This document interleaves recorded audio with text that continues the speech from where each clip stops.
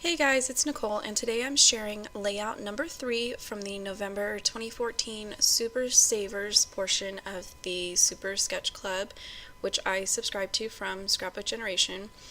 And you can kind of see an overview of the different layouts that you can make in the kit from the printed layout samples from their website. And I'm just going through and opening my kit, and then I'm going to take part 2 and part 3 of the kit and just set it aside, because for this video I am only working on the Super Savers and I am skipping straight to layout number 3. A lot of times I will just kind of work on them out of order.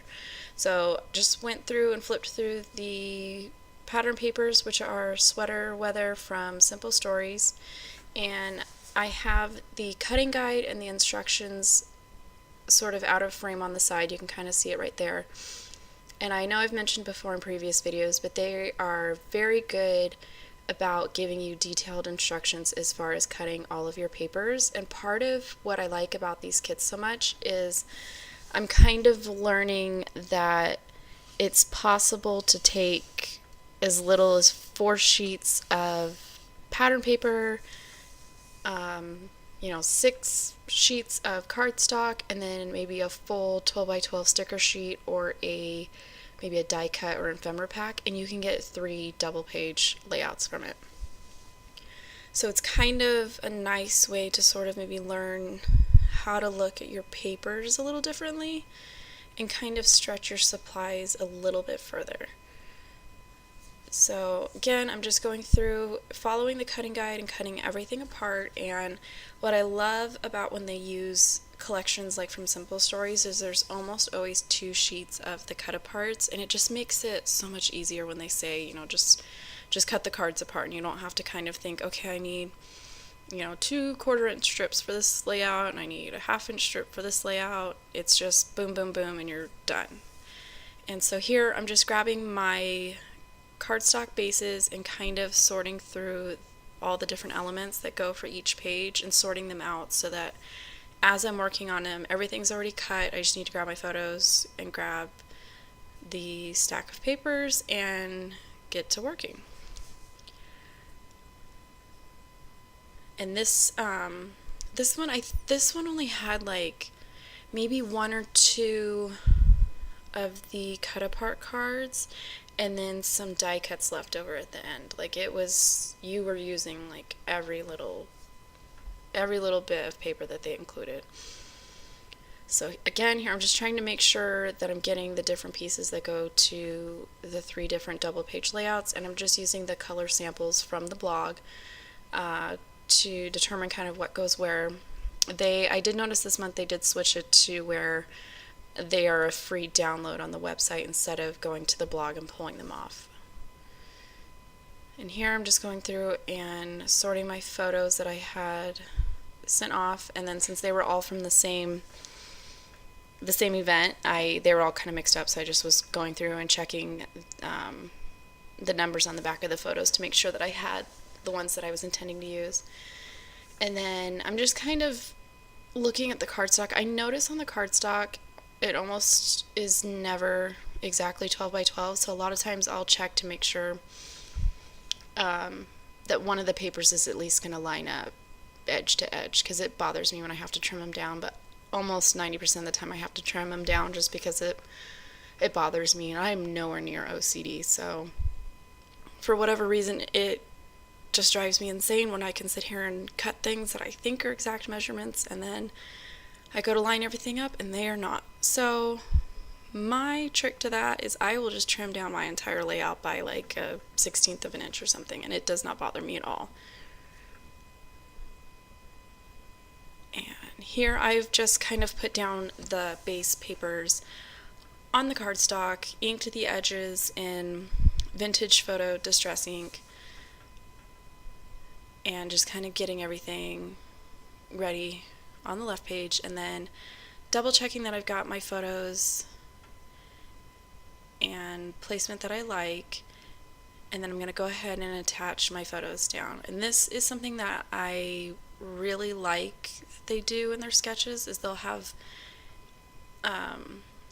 they'll have areas in their sketches where you're kind of wallpapering the back of your cardstock just like edge to edge with photos, and I kind of like it because one, you're saving on paper because you're not actually putting any of the pattern paper underneath, and two, you're able to use like larger photos, so like full size 4x6 photos, or even if you dumped 2 3x4 photos on a page, it's still fairly good sized photos, and you're still getting a lot of photos on a layout. It doesn't look like this crazy hot mess of just tons and tons of photos and you can't really figure out what's going on. I really like the way that they sort of lay out their sketches and their layouts in the kits.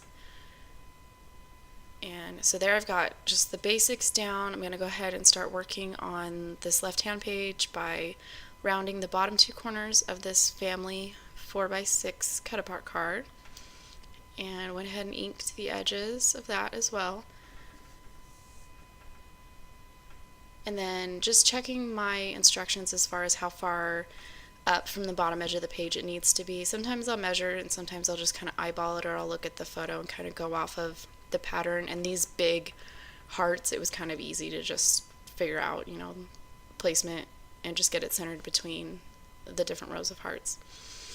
And here I had to go digging through my trash pile because I needed some of these barcode strips. They have these little tiny areas of patterns on them. And a lot of times they will put this in the instructions. They'll say this small banner piece or this strip is cut from a barcode. And this part of the instructions is on the actual individual sketch. So like when you get your instructions, the first part of it will have like your 4 papers and how you cut it down, and then they'll have each layout with a separate sketch and just some instructions as far as placement and any additional cutting that you do.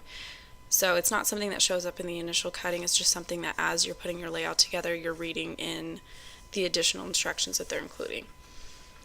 And then this kit came with, instead of a 12x12 sticker sheet, it came with the entire pack of die cuts, which was a pleasant surprise. I don't know why, but sometimes I just get kind of maybe burned out on an entire sheet of stickers, but I really like these big packs of die cuts. I kind of feel like you get a little bit more than what you would get in a sticker sheet, and I kind of feel like they blend in better with the paper because they are made out of paper. So I'm just going through and pulling out the ones that I'm matching up to the photo, and then just kind of dumping everything on this large acrylic block that I had out on my desk. And then just grabbing my big roll of foam tape and kind of inking the edges of some of the bigger pieces. And again, just following the sample to figure out where these go. And they do tell you in the instructions which elements they pop, and then anything else that they don't list that's popped, that it just goes down flat. And as I was working on this cluster right here, the little green tab, I had thought about either running it through my printer and putting maybe some journaling information, and then I ended up changing my mind and just decided that I wanted to just stamp a phrase on it, just to kind of add a little bit of color, a little bit of something, and not have a blank sort of tab over there. So I thought about using this stamp set, and then I don't know, some of the words were too big, so I just grabbed this other Technique Tuesday set, and I decided to just go ahead and stamp that phrase that says autumn. And then I'm just grabbing my ink swatches, which I don't have very many anymore, only because I sold almost all of my Stampin' Up! Ink pads. I still have a couple left to sell, and I'm slowly kind of building back up my stash of, different colors. And I had recently bought these new dye inks from Ranger, and I really like them. So I went ahead and grabbed this orange color, and I can't think of the name of it off the top of my head. And I just stamped that autumn phrase in the orange Ranger ink, and then went ahead and just put it down. And then I decided that I wanted to add some more stamping to the family 4x6 die cut. I just felt like either I wasn't done stamping or it needed something. I don't know. I just was in the mood.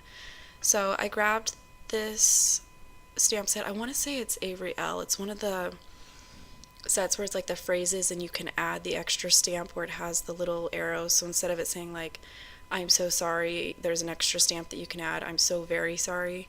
And I just used 2 words off of one of the phrases. So by stamping thankful for, now my card reads thankful for family.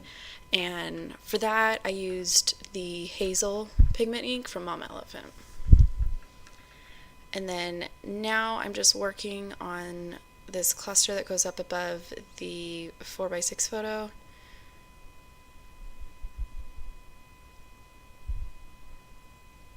And again, just following the guide as far as which ones go flat, which ones get popped, and I just did kind of like a really fast inking job just to kind of help it not look so different from the pattern papers that I had inked.